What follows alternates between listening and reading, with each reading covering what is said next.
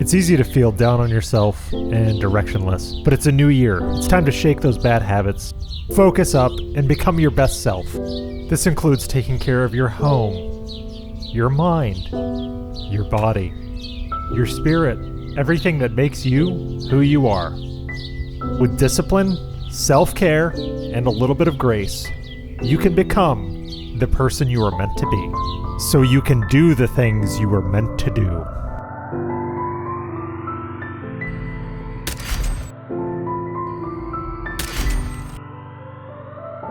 You can be unstoppable. Your enemies will never see you coming. It's time to get to work.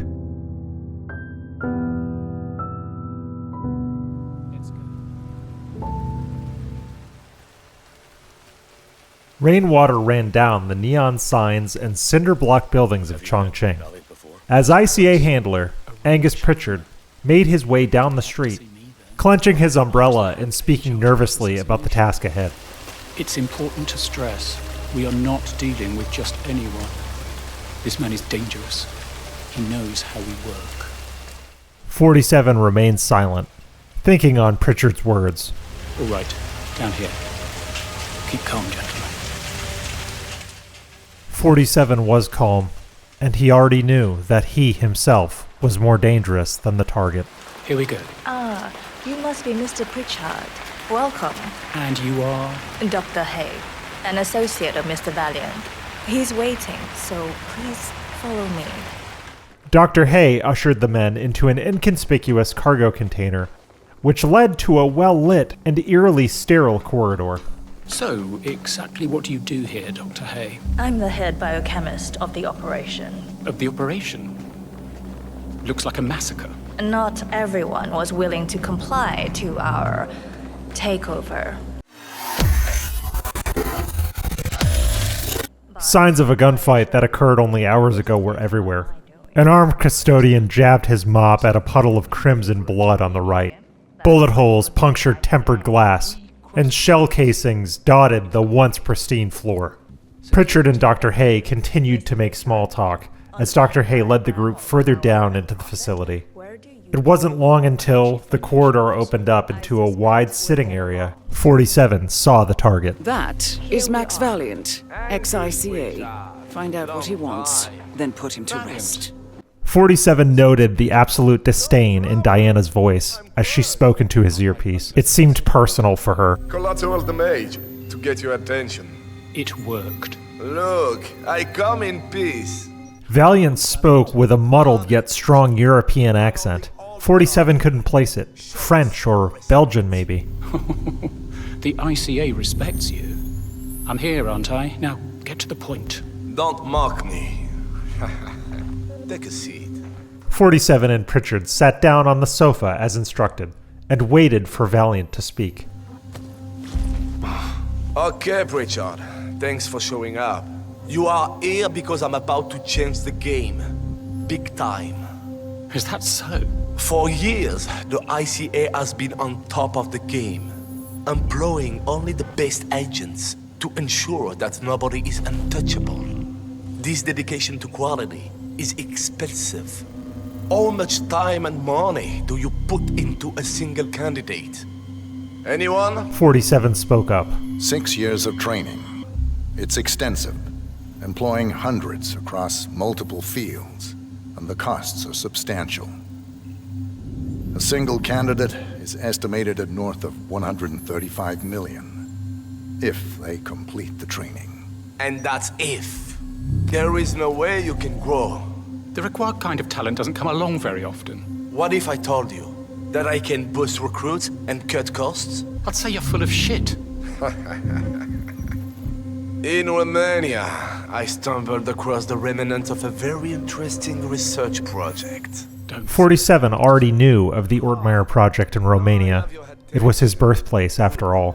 Dr. Hay has been working and recreating the project for over a decade. But some data was missing. My guess, taken by the man you sent to kill me. And then I discovered this place. If we are talking about the same thing, that will take years to... Incorrect. Turn on the light.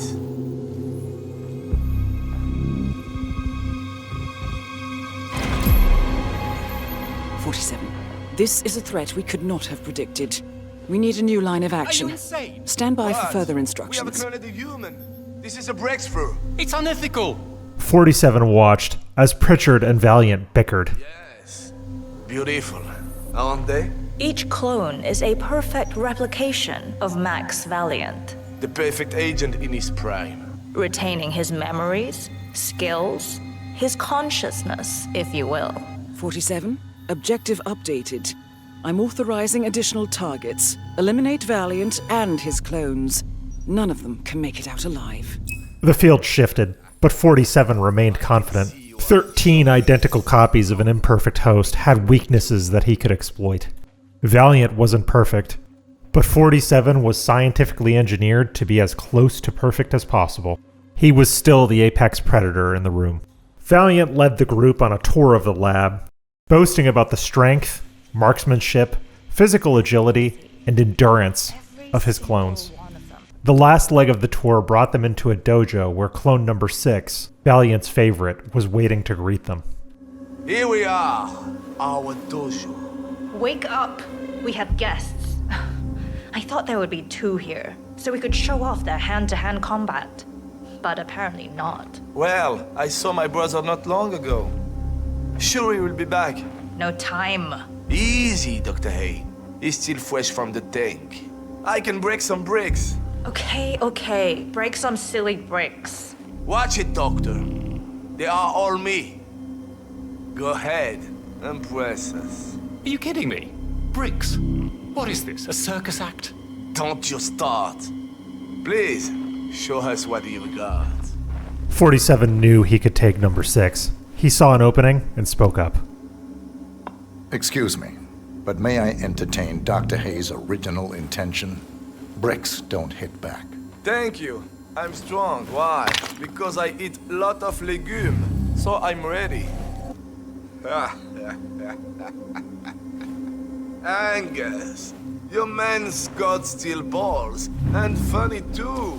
I would love to see him entertain. Entertain is my game. Wonderful. 47 flexed his fist, readying it for a fight. He knew he could win. Read it. You are going to die. Exactement. I like the Number challenge. 6 swung and missed. 47 countered with a punch to the face. Bring it on. He picked Because his of my moment, big wound legs up, karate, and struck. I can do this all. Fucker. Okay, this is getting awkward. No! This didn't happen! Who is this guy?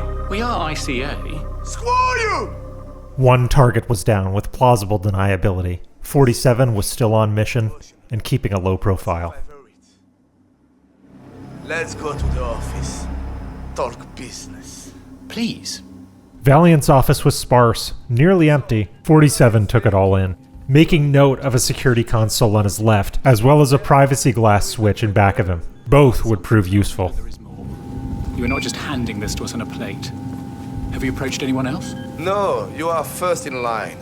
As you have so kindly given me this facility. So it's only fair to talk to you first. Stop dancing. Spit it out. What do you want? Drop the tough guy act. It doesn't suit you. But yeah, here's my offer. I give you endless copies of me. For total control of ICA. That will never happen. You are mad. I'm a genius. Think about it. If you say no, others will say yes. Trust me, you don't want that. I need to speak to headquarters. Sure, but the clock is ticking. You got 2 hours. Dr. Hay will take you to a private room to think and do your thing. I can't leave. No. And Angus, don't come back with the bad news. Your life depends on it. Your family, friends, even your pets. Got it? Yes. I understand, Max. Good. What an asshole.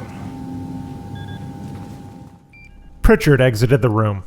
He would be safe for the moment. 47 got to work. He enabled the privacy glass and moved towards Valiant, who was completely ignoring him. They might be tracking me. The time was now.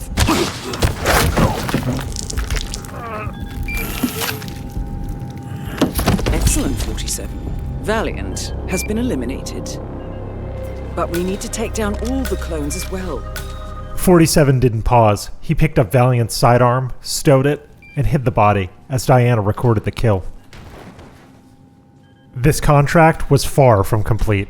47 took the opportunity to overload the camera console. That would take care of any potential recordings or evidence. 47 also knew that the guards standing outside of the office would eventually come in and take a look. 47 was one step ahead. He threw a screwdriver across the room, causing a loud clatter.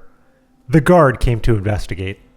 47 waited and took him down, later stashing his prey in the locker besides his employer, Valiant. He donned the facility guard disguise and left the room, anonymous. After wandering for a time, 47 encountered two lab technicians arguing outside of a padded cell. I wonder if it's some old memory from a more innocent time. I wonder what song he's dancing. Any improvement on the specimen? No, I'm afraid not. Well, he's taking up space. Get rid of him. But he's a living person, not some animal. Terminate him. That's an order. Yes, of course. We'll do it. Good. And don't make me send someone down to do your work. But I will if I have to. Yes, Doctor. We'll do it. Oh, God. This is not what I signed up for. I'm sure we can find a humane way, so he won't feel a thing. I think we should let him go. No one will know. He can go on adventures and... 47 thought for a moment and saw an opportunity. No, it's... Upstairs sent me to deal with this failure. Oh, he's not a failure. He's sweet. Look at him dancing. He's just so happy. Yeah, he is so cute. Not for long. Now stand back. I'll get the door for you. Oh, God. I don't think I can look. Bye-bye, little munchkin. We'll miss you. 47 entered the room, drew his weapon, and fired. Number 7 was down, and the technicians even thanked 47 for it. Thank you. Thank you so much.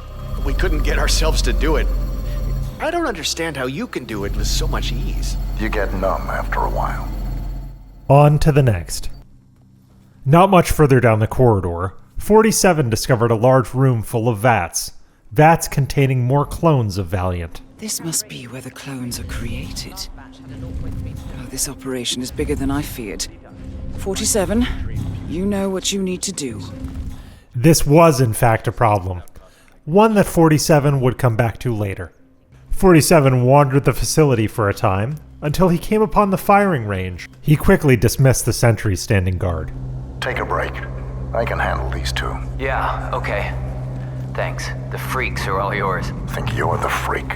A momentary loss of composure, 47 being an engineered clone himself, took some offense to the guard's remarks. He acknowledged the anger that he felt and quickly sent it away. He had a job to do.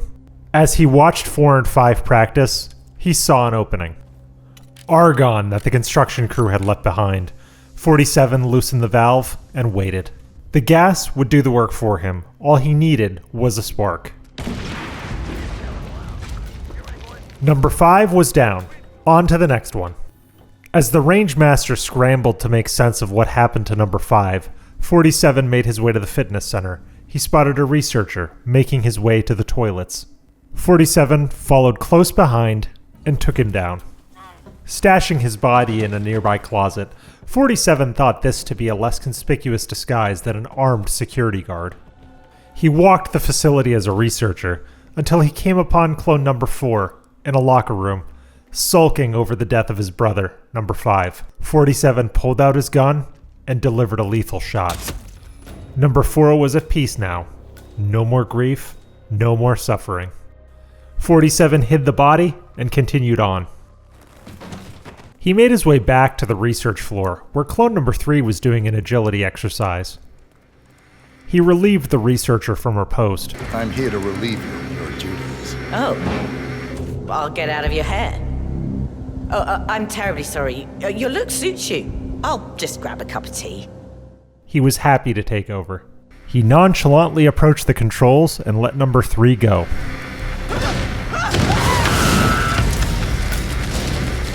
On to the next. 47 saw number 2 in the fitness center. He gave an order. You, hit the sauna. Now. Sounds good. My muscles are aching. No pain, no gain. Take your time. Number 2 entered the sauna. 47 turned up the heat, before shifting his way to the door and blocking it. 47 watched as number 2 fell, a ghost among the steam. On to the next. Across the room, number 1 stood idly, awaiting instructions. 47 spoke. You there. Hey, don't just stand there. Bench press. That's what you're designed for. Hey, easy. I got feelings. Bench press. Now. Okay. Number 1 did as he was told, made his way over to the bench press, and assumed the position. 47 was ready to spot. Hey, let me see how much you can bench. Yes. 47 waited, checked his sight lines, and brought the weights down onto number 1's neck, killing him.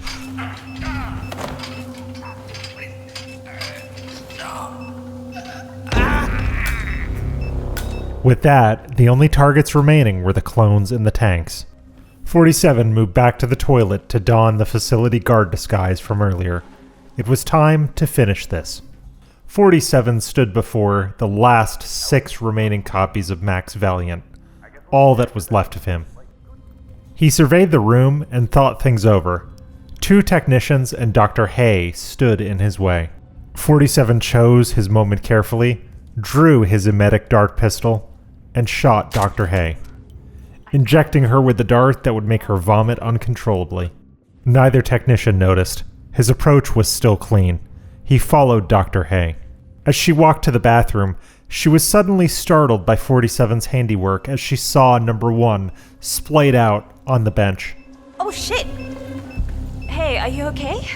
47 reacted. Good.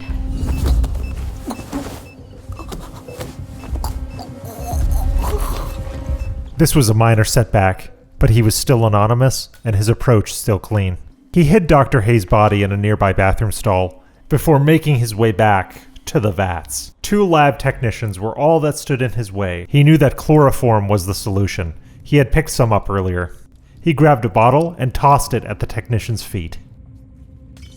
Technician number 2 turned in shock. 47 quickly let a second bottle fly. The technicians were unconscious but alive. That was it. It was time to end this. 47 increased the temperature of the vats beyond boiling. He checked the room to ensure there were no onlookers. It looked clear. He waited and watched as he moved closer to the escape route. He had to know for sure. The clones cried out in agony. This was effective, but brutal, even by 47 standards.